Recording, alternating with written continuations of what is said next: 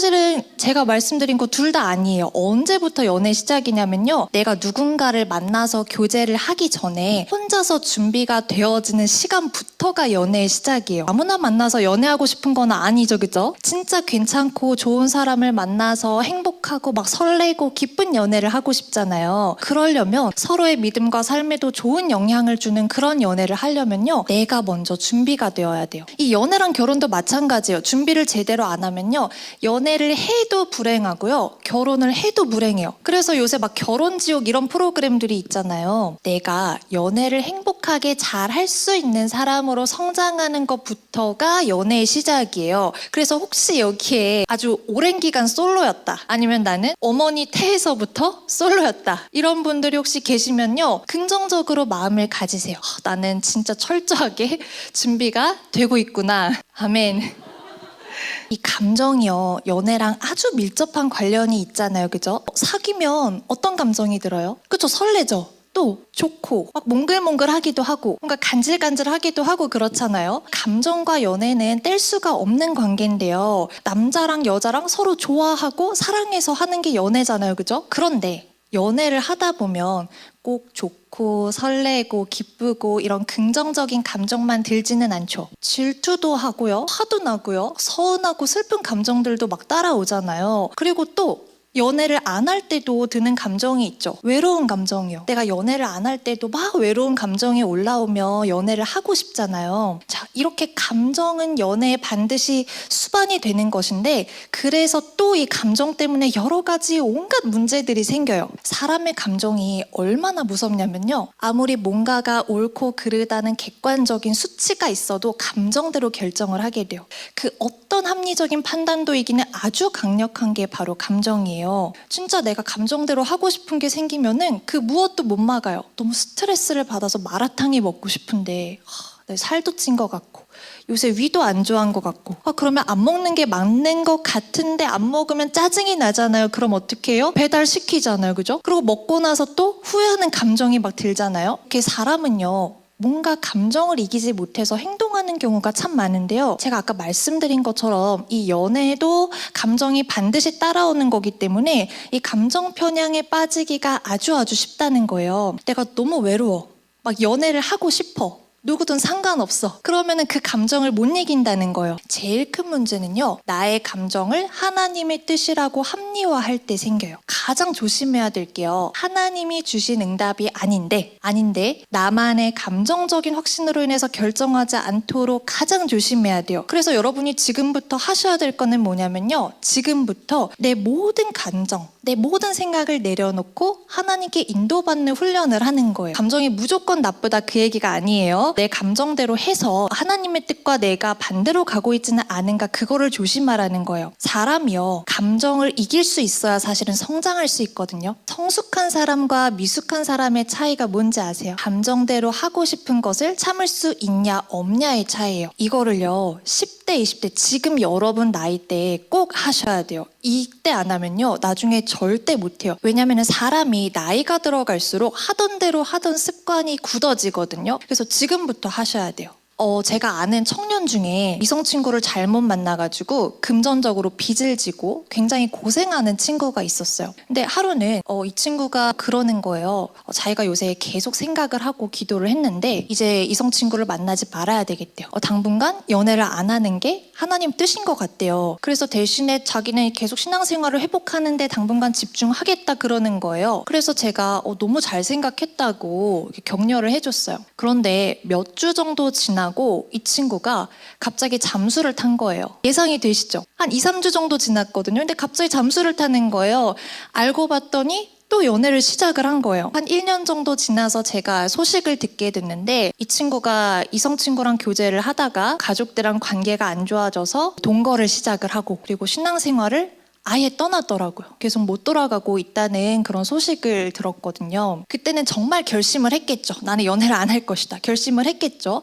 그런데 순간에 그 외로움을 이기지를 못하는 거예요. 그래서 똥인지 된장인지 상관도 없이 일단 사귀는 거예요. 여러분, 여자친구 사귀는 거 좋고 남자친구 사귀는 거 좋은데 진짜 딱 하나만 지키셨으면 좋겠어요. 교회 생활이랑 신앙 생활은 절대 그만두지 마세요. 아셨죠? 왜 그렇게 연애만 하면 막 신앙이 소홀해지고 막 심하면 막 교회 떠나고 그러는지 저 너무 속상해요. 또 제가 알던 어떤 친구는요, 정말 못된 사람이랑 연애를 했어요. 폭언, 폭행 이런 것 때문에 경찰서도 가고 병원에도 왔다 갔다 했는데 제가 그거를 다 옆에서 지켜봤거든요. 그런데 기가 막히는 게 뭔지 아세요?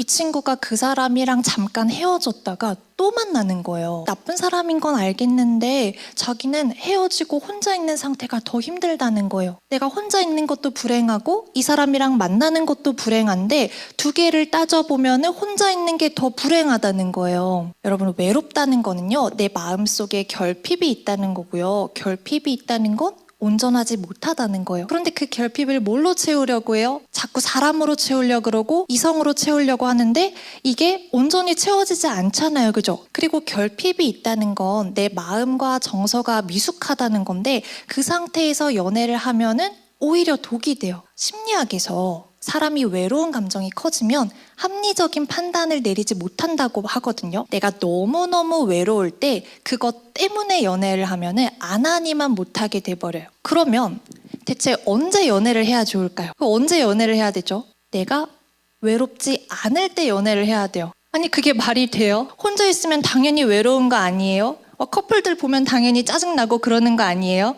이게 무슨 말일까요? 내가 혼자 있지만 외롭지 않고 고독하면 돼요. 이 외로움과 고독은 다른 거예요. 내가 혼자 있는 게 너무 힘들고 불행하게 느껴지는 게 외로움이고요.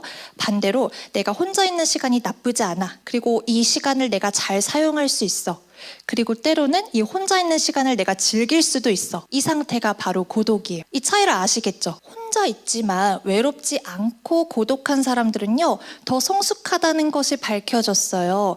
고독한 사람들은요, 외로운 사람들보다 정서적으로 더 건강하고 판단 능력도 더 좋고 대인관계 능력도 더 좋은 것으로 나타났어요. 이런 사람이 연애를 해야지 그 관계가 건강하고 행복해질 수 있겠죠. 그래서 여러분, 만약에 지금 외롭다면요, 사람을 만나는 연애로 채우려고 하지 마시고요, 그거를 먼저 고독으로 바꾸셔야 돼요. 이거 어떻게 바꿀 수 있을까요? 그 방법은요, 하나님과 더 가까워지는 거예요. 자, 그러면요, 분명히 혼자인데 내가 하나님과 늘 함께하고 친밀하게 지내니까 그 사실 때문에 외롭지가 않고 오히려 행복해요. 나 진짜 연애를 하고 싶은데 연애를 할 때가 아니라는 생각이 혹시라도 드시면요, 한 번만 참아보세요. 남들 다 사귀니까 나도 연애하고 싶은데, 이런 생각이 들면은 딱 한 번만 참아보세요. 그리고 누구랑 만나다가 헤어지는 게 맞는데, 정 때문에 못 헤어지겠는데, 감정 때문에 못 헤어지겠는데, 한 번만 이겨내보세요. 하나님 뜻이면요, 이겨내보는 것도 이때 해봐야 돼요. 제가 20대 중반쯤에 대학원 입시를 준비를 하는데 너무 외롭고 힘든 거예요. 사실 20대 초중반이 연애하기 제일 좋은 나이잖아요. 그죠? 제일 예쁘고 제일 생기 있고 체력도 좋고요. 나중에 나이 들면 연애하는 것도 막 피곤하고요. 시간도 없거든요. 그런데 그 좋은 시기에 제가 입시 준비를 하는데 너무 막 힘들고 사무치게 외롭다는 말이 무슨 말인지 막 이해가 되더라고요. 그리고 또 하필 그때 저에게 호감을 표시하는 사람도 있었어요. 그때 정말 이를 악물고 참았던 것 같아요. 지금 생각하면 별거 아닌데 그때는 그 외로운 감정이 왜 그렇게 힘들었나 몰라요. 그래서 그때 제가 어떻게 했냐면은 하나님께 제 모든 감정과 생각을 다 내려놓고 다 얘기하고 기도를 했어요. 그리고 진짜 복음에만 집중하고 오직 주님 한 분으로만 정말 행복한 상태가 되게 해달라고 정말 기도하면서 애를 많이 썼어요. 그러니까 어느 순간 괜찮아지더라고요. 분명히 나는 혼자인 게 외롭고 힘들었는데 나중에는 혼자 있는 게 오히려 좋고 하나님과 동행하는 게 너무나 행복한 상태가 됐어요. 그러다가 이제 누가 막 소개팅 시켜준다고 하면은 저 지금 누구 만날 생각 없다고 막 거절하고 그랬거든요. 그런데 제가 그런 상태가 되고 나서 누구를 만났는지 아세요? 지금의 남편을 그런 상태가 되고 나서 딱 만났어요. 하나님께서는요, 내가 원하는 거를 하나님의 뜻대로 참고 내려놓을 때 나중에 더 좋은 걸 주세요. 많은 선배님들이 간증을 하신 게 있죠. 내가 연애에 막 목을 매고 이성 친구를 찾아다니고 막 외로워할 때 좋은 사람을 만난 게 아니라 진짜 내가 하나님께 나의 모든 것을 내려놓고 힘든 것도 외로운 것도 다 내려놓고 하나님께 집중하고 그걸로 행복할 때 그때 좋은 사람을 만나게 하시더라. 꼭 기억하세요. 내가 하나님으로 인해서 먼저 행복해지겠다. 저런 사람이 있을까요? 믿음도 좋고 능력도 좋고 이런 사람이 존재할까요? 물론 이런 사람들은 아까 말씀드린 것처럼 소수일 가능성이 좀 있겠죠. 찾기 어려울 수 있어요. 그런데 진짜 그런 사람이 없다면 내가 먼저 그런 사람이 되면 돼요. 하나님께서는요, 준비된 사람에게 보여주세요. 그리고 준비된 사람에게 만나게 해주세요. 사실 심리학에서 남자가 여자의 외모랑 나이를 보고, 그리고 여자가 남자의 성공이나 평판을 보는 거는요, 타고난 본능이에요. 이거는 전 세계 모든 문화권, 뭐 서양, 동양 할 것 없이 모든 문화권을 대상으로 연구를 했을 때 같은 결과가 나온 거거든요. 그런데 우리가 본능에 의한 판단보다는 그래도 좀 더 현명한 판단을 해야 되겠죠. 후광 효과라는 게 있어요. 이게 뭐냐면요, 어떤 사람의 두드러지는 한두 가지 특징이 그 사람의 나머지 특징도 다 좋게 보이게 만드는 거를 의미를 해요. 그러니까 외모가 예쁘면요, 성격도 착할 것 같아요. 그래서 남자분들 그러시잖아요. 예쁜 게 착한 거라고 그러시잖아요. 자, 그리고 누가 집안이 좋다, 잘 나간다, 그러면 실력도 당연히 좋을 것 같아요. 그런데 아닐 수도 있어요. 그래서 잘 보셔야 돼요. 물론 진짜 아름답고 성품도 좋고 현명한 자매님들 많이 계세요. 그리고 실력도 좋고 인품도 좋은 형제님들도 많이 계세요. 그런데 다 그렇지는 않다는 거예요. 정말 인싸이고 잘 나가는데 알고 보면 내실이 없고 도덕적이지 않은 경우도 있어요. 막 겉만 번지르르한 경우가 분명히 있기 때문에 잘 분별하셔야 돼요. 그래서 결국에는 사람의 내면과 본질을 볼 줄 아셔야 된다는 거예요. 연애와 결혼은 남자와 여자 사이의 일이잖아요. 그죠? 남자와 여자에 대한 얘기를 뺄 수가 없어요. 심리학에서 성차에 대한 연구가 굉장히 많은 분야에서 진행이 됐는데요. 그 이유는 연구를 하다 보니까 여자랑 남자랑 연구 결과가 조금씩 다르게 나오네. 우울증인데 여자랑 남자의 증세가 조금씩 다르네. 이런 것들이 계속 보이는 거예요. 그래서 성차 연구가 굉장히 활발하거든요. 제가 봤을 때는요, 이 둘이 같은 사람인데 신체적 특성만 다르다, 이 정도가 아니에요. 목소리가 다르다, 이 정도가 아니에요. 제가 봤을 때는요, 이 둘이 다른 종족이 아닐까라는 생각이 들 정도로 너무너무 달라요. 저희 집에 고양이가 2마리 있어요. 한 마리는 수컷이고요, 한 마리는 암컷인데요. 고양이도 성별에 따라서 차이가 있더라고요. 그리고 하는 행동도 달라요. 수컷은 뭔가 성격이 더 무던한데 애교는 없거든요. 그런데 암컷 고양이는 애교가 그렇게 많아요. 막 사람 품에 파고들고요, 막 제 얼굴에다 막 이렇게 부비부비하고요. 그리고 우는 소리도 되게 가냘퍼요. 그리고 겁도 더 많아요. 이렇게 고양이도, 동물도 성별에 따라서 확연한 차이가 있는데 사람은 말할 것도 없겠죠. 일단 생긴 것부터 너무 차이가 나잖아요. 남자와 여자가 정말 다른데요. 이것을 이해하지 못하면 서로가 상대 성별에 대해서 오해만 하게 되고요. 연애를 해도 이상하게 하고요. 결혼을 해도 불행해요. 우리 여자분들, 우리 자매님들, 가끔 남자들 보면 이해 안 될 때 있으시죠? 어떤 게 이해가 안 되세요? 리액션이 왜 저러지? 공감 능력이 왜 저렇게 떨어지지? 왜 저렇게 단순하지? 왜 이렇게 하나밖에 모르지? 막 이런 생각이 들잖아요. 반대로 남자분들도 근데 그러실 거예요. 남자분들도 여자들을 보면은 도무지 왜 저러는지 막 모르겠을 때 있으시잖아요. 말이 왜 저렇게 많지? 왜 저렇게 피곤하고 복잡하지? 왜 저렇게 감정적이지? 이럴 때 있으시잖아요.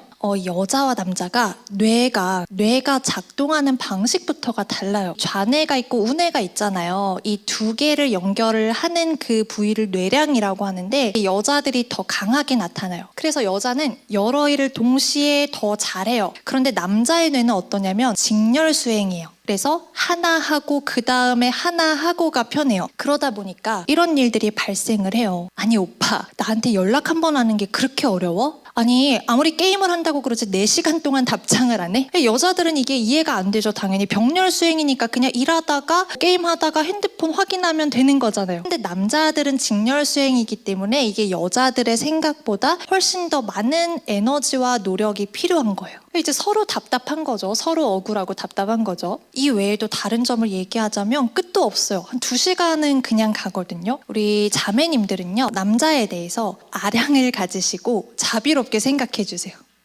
보통 남자들 중에 여자가 원하는 대로 눈치채서 알아서 하시는 분들 거의 없어요. 그리고 여자가 간접적으로 티를 냈을 때 그거를 캐치하시는 분들도 많지 않아요. 그래서 우리 여자분들이 어떻게 하셔야 되냐면요, 직접적으로 얘기를 하세요. 답답하신 거 알아요. 남자들은 왜 그걸 모르지? 답답하신 거 아는데 다른 종족이라고 생각을 하셔야 돼요. 보통 여자가 남자친구한테 화나면 남자친구가 이제 좀 눈치가 빠르면 이제 물어보잖아요. 자기야 화났어? 그러면은 여자친구 어떻게 대답해요?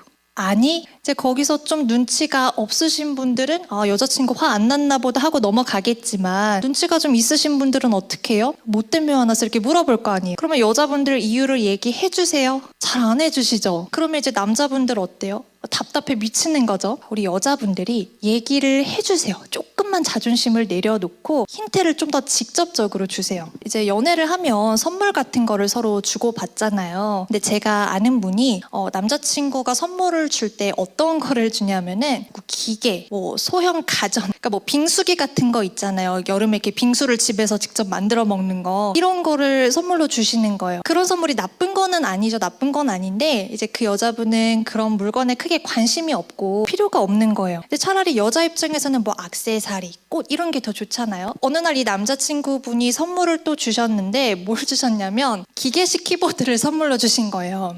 그래서 이 여자친구분이 결국에는 얘기를 했대요.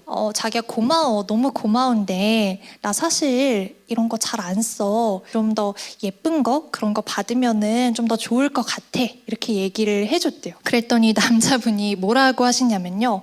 그거 키보드 불 들어오면 진짜 이뻐. 이러시는 거예요. 남자분들은 정말 몰라서 그런 경우가 많아요. 그래서 알려주셔야 돼요. 이거를 얘기를 안 하면은 이제 여자분들은 계속 서운해서 꽁해 있고, 남자는 아무것도 모르고 있다가 여자가 서운한 거 쌓여서 터뜨리면 이제 막 벙찌는 거죠. 이제 싸움이 일어나는 거예요. 자, 그러면 이제 남자도 여자에 대해서 이해를 해야 될 부분들이 있겠죠. 좀 더 세심해지시고 디테일해지시려는 노력이 필요해요. 아무래도 남자보다 여자의 폭이 더 넓고 복잡해요. 여자는요, 하나가 있으면 그 하나만 보지 않아요. 다른 많은 것들도 같이 봐요. 그래서 우리 남자분들이 좀 더 시야를 넓히시고 세심해지시려는 노력이 필요해요. 제가 아까 여자가 말을 안 해주는 이유는 자존심 때문이다라고 말씀을 드렸는데, 한 가지 더 큰 이유가 있어요. 그게 뭐냐면요, 여자는요, 사랑을 뭐라고 생각을 하냐면요, 내가 말을 안 해도 상대가 알아서 내 필요를 캐치를 해서 그거를 해주는 거를 사랑이라고 생각을 해요. 여자들이 스스로가 이걸 잘하거든요. 그래서 막 세심하게 살펴보고 챙기는 거 잘하고요. 내가 사랑하는 남자친구, 내 남편, 내 자식을 세세하게 살펴보고 잘 챙기는 거예요.